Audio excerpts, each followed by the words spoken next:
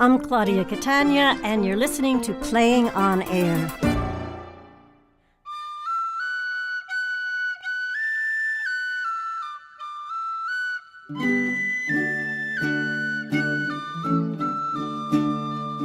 You are about to hear How to Be a Widow by Tori Keenan-Zelt. It was directed by Lucie Tiberghien and features Mary Bacon and Naomi Lorrain.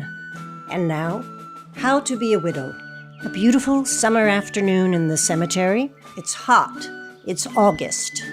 It's 1864. Mirabelle, a young woman in half mourning, positions a pineapple on a grave.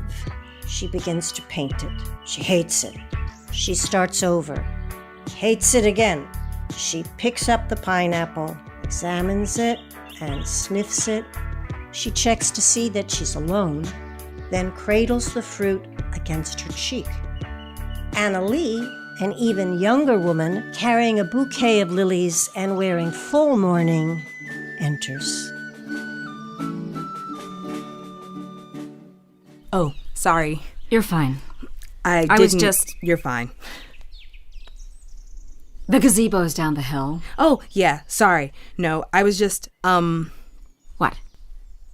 Sorry. You're not like a vampire? A what? Awesome. I didn't think so. My husband says vampires can't make their own warmth, so they have to feed on other people's lives. Said. He's dead. I know. How did you know? Nice veil. Ha! Oh my God, I keep forgetting. We're not supposed to laugh, are we? Shoot. Or curse. Sorry, it's my first day and I keep forgetting and I'm supposed to... Sorry.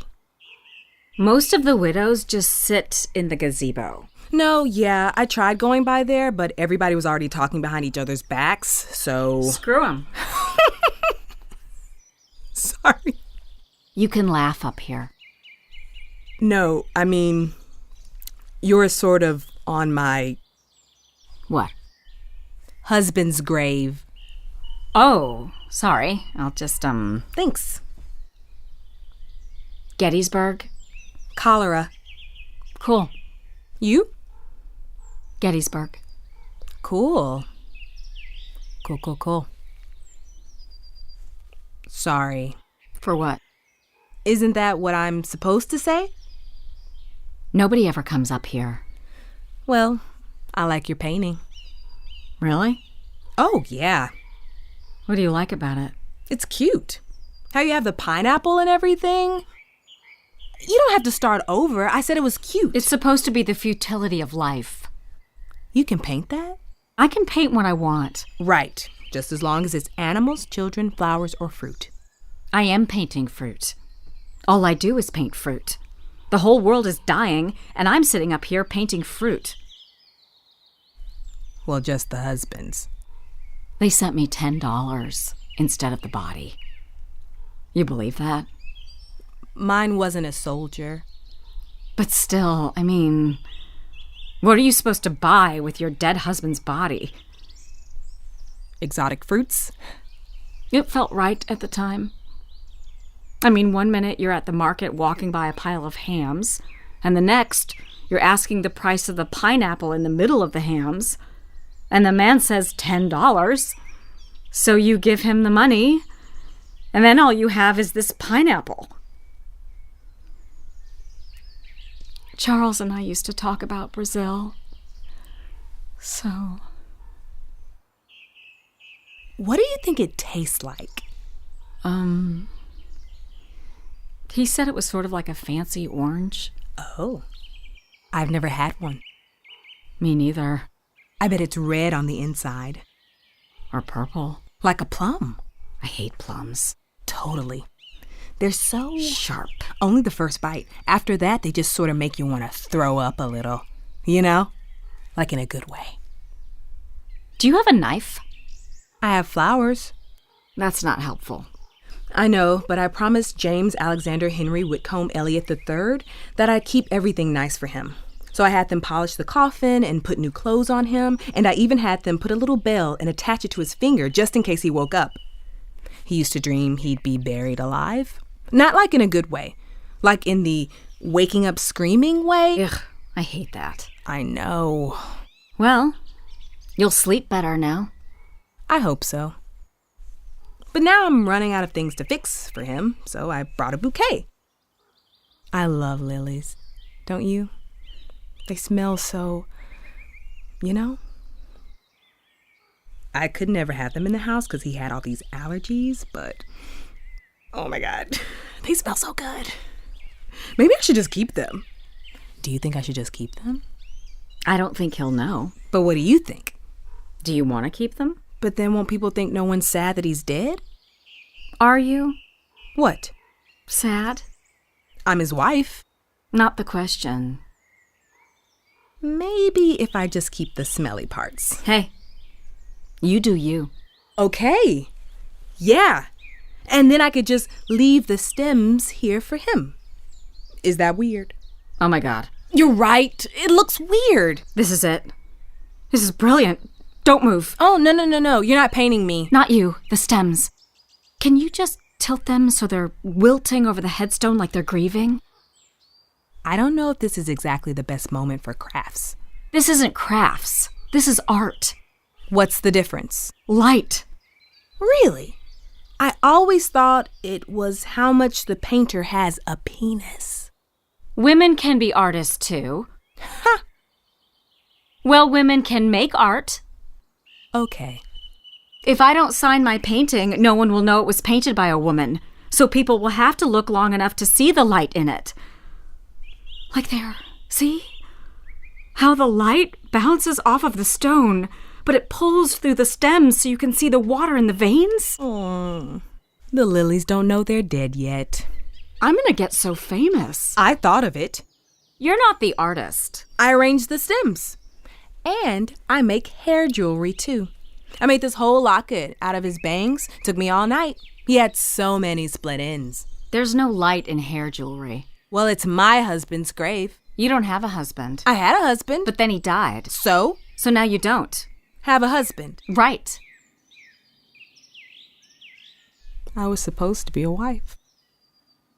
Well, now you get to be a widow. But what do I do? I don't know what I'm supposed What to... have I been telling you? Anything you want. I don't know what I want. Pick something. Here, you could paint, or sweat, or sit up on a hill and have nobody talk to you, or go out in public and make people feel awkward. Or paint something sad and not even sign it. You think my painting's sad? Not sad. Like sad. Like tragic. I guess I could sign it. So sign it. But I want people to look at it. I'm looking. I don't mean you. I don't want to be a widow. It gets easier. When? I don't know. Okay, well, I literally have someone else's hair wrapped around my neck. Just take it off. Just sign your painting. It's not finished. So finish it. I don't even know what it is. It's beheaded stems on a grave. With the pineapple. You see? It even sounds stupid. It's not stupid. It's beautiful. Which part? I don't know. No, wait. I do. I mean, standing here looking at it is like falling off of the world. You know? I want to show waking up every morning with a pineapple by your bed and knowing all the time it's been rotting inside. Oh my God. Yes. That. Paint that. That's not a thing you can paint. So paint things you can't paint. It's not a thing you can see. Till you look. I mean, you know, not just look, like really look. Somebody has to have the guts to really look if anybody's ever going to show people. What? How it is. How it could be. If there weren't things like corsets or lockets or bullets or last names or husbands. Then we couldn't be widows. Wouldn't have to be. We could just be.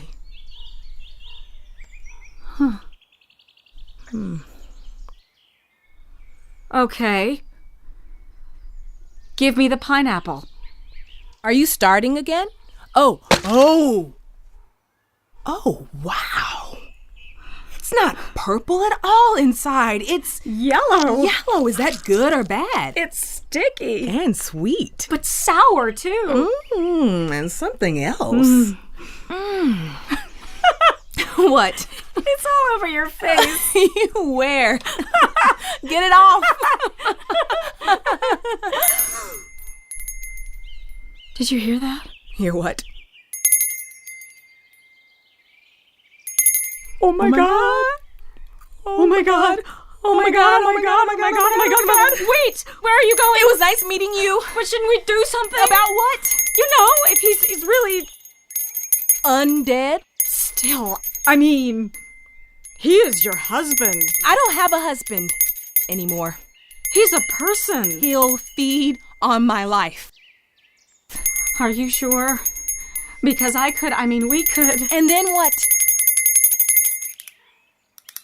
What are you doing? Now no one will hear it. Yeah. Yes. I know. So, well, come on. Pick up your paintbrush.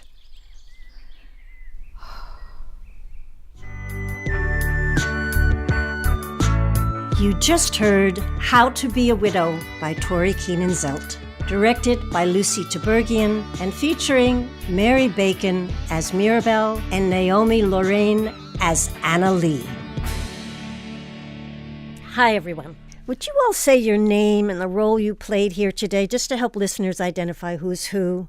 I'm Tori Keenan-Zelt. I'm the playwright. I'm Lucie Tiberghien. I'm the director. I'm Mary Bacon. I played Mirabelle. I'm Naomi Lorrain, and I played Annaleigh. Tori Keenan-Zelt, playwright of How to Be a Widow. 1864 Confederate and Union customs were very clear about how to be a widow. Your stage directions mention full mourning dress in Annaleigh's case, half mourning in Mirabelle's. Can you tell us a little more about these customs and what was expected of Civil War widows? Sure. Well, in short, their lives became even more restricted than we expect them to be in the Victorian era. Initially, they would go into a period of full mourning. So you would wear all black, a heavy veil, full veil, and you would not be able to go out in public. And that lasts for about a year.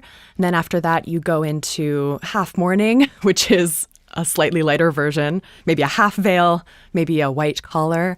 And then you go into light mourning, I guess I would call it.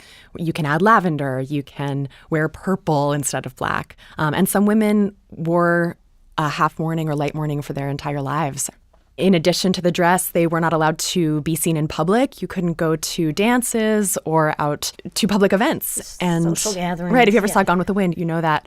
But I was excited to learn that cemeteries were sort of a loophole to this rule. You could go unescorted and visit your deceased loved ones and mourn over them. And so because of that, women went and they would spend all day. They would picnic and basically hang out together. So that's where the line, "Oh, the widows are all up at the gazebo." Right. So they did have some sort of social outlet. Right, Yeah. right. The two young widows in your play have publicly subscribed to custom, but the inner thoughts they express are very far from customary. Lucie Tiberghien, director, do you think these two recognize in one another that they're so willing to be open, or do you think their openness is just an insertion of modern sensibilities? Tori, you might know more what you were getting at. What do you both think?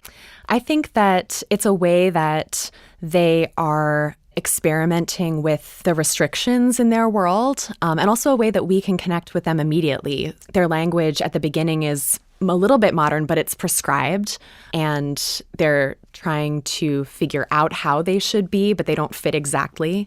And having the modern language in the play gives us an immediate connection and also gives them a way to experiment with the rules. Right. To me, it feels as if we get a window into how women talk to each other when there's no male gaze.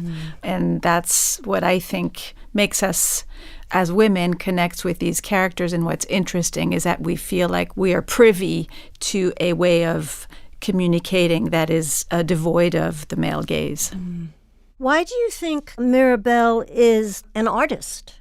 What you discover in this play is the restrictions of being married. But it's also like they discover the freedom of being widows. So certainly Mirabelle is just, you don't say, but it feels like she's got an artist soul she's thought about this a long time.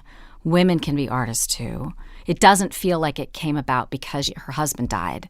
It feels like it's something she's been drawn to for a very long time. That's how it feels. Mm-hmm.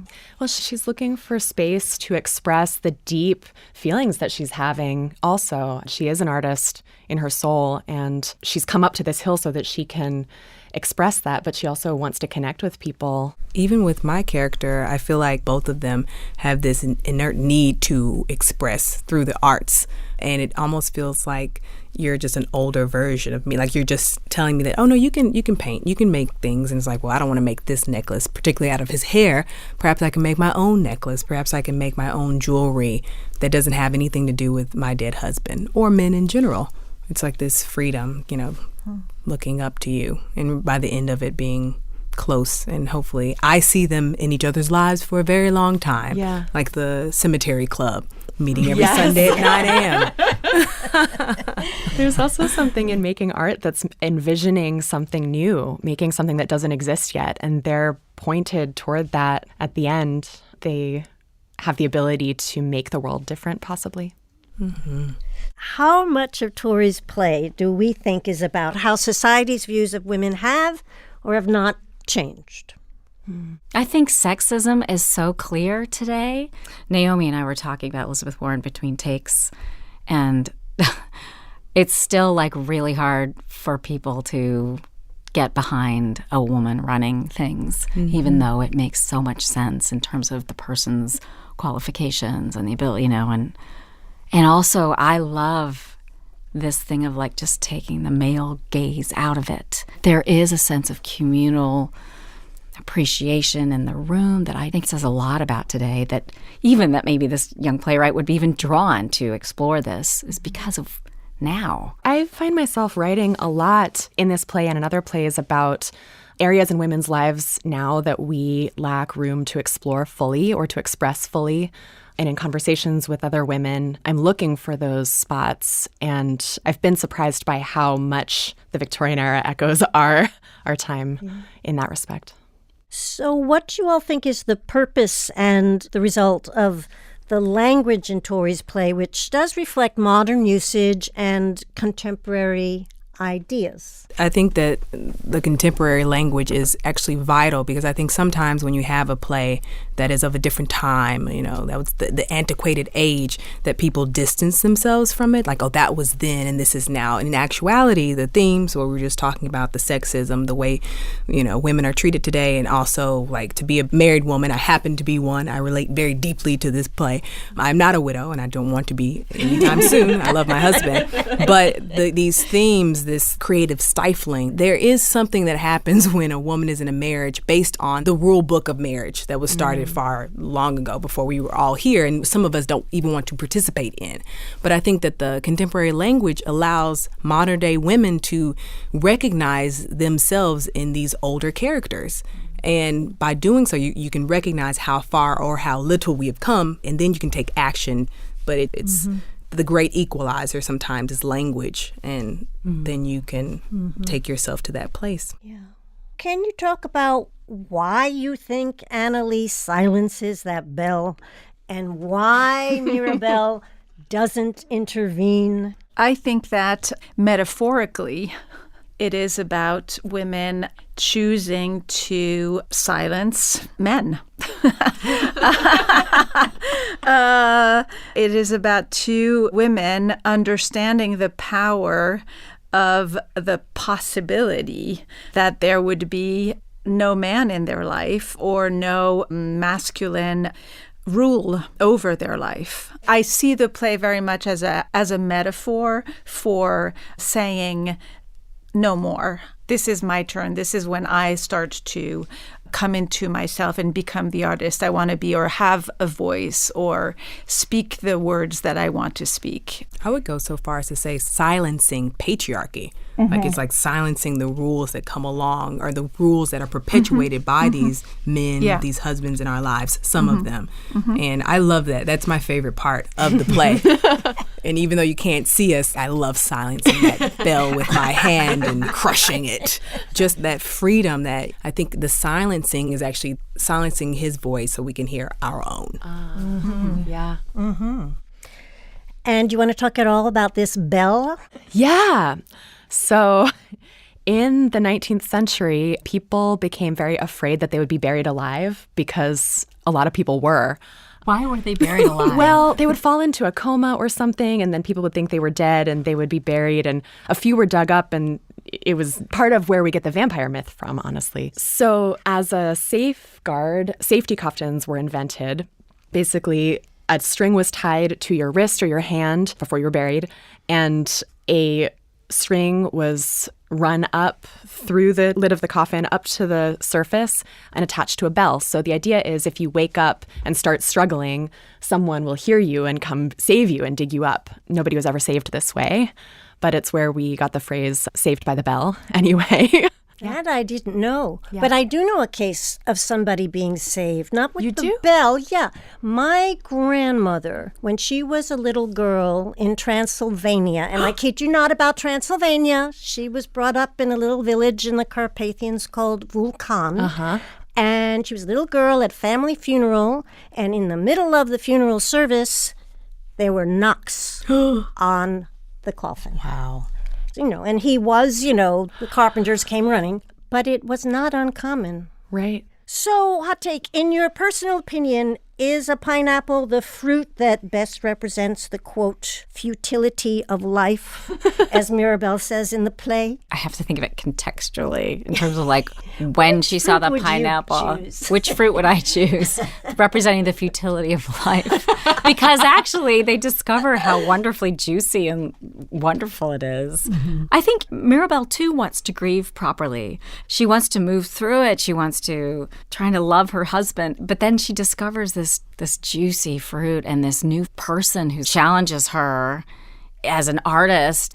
And I also think that over the course of the play, what she's trying to paint changes through meeting her and trying to tell her what she's trying to paint. Because that's not what she says the second time. Yeah. You did pick a good fruit, Tori, because it's got this chainmail on the outside. And then on the inside, that exoticism, I guess, is liberating. Yeah. Like sweet and sour. It's both. It's delicious. Right. And yellow. What a bright, Right. beautiful color. Right. It's like freedom. I want to thank you all so much, everyone. Tori Keenan-Zelt, playwright. Thank Lucie Tiberghien, director. Naomi Lorrain, who played Annaleigh.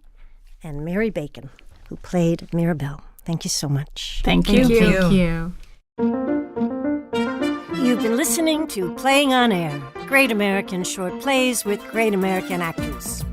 Associate producer, Michelle O'Brien. Literary manager, Bonnie Antosh. Literary assistant, Aditya Pratama. Marketing and communications manager, Shelley Horwitz. Theme and play music, Tom Cochan. Recording and sound design, John Kilgore. Audio editing, Jivani Rodriguez. Playing on Air is distributed by PRX, Public Radio Exchange. For Playing on Air, I'm your host, Claudia Catania. Thanks for listening.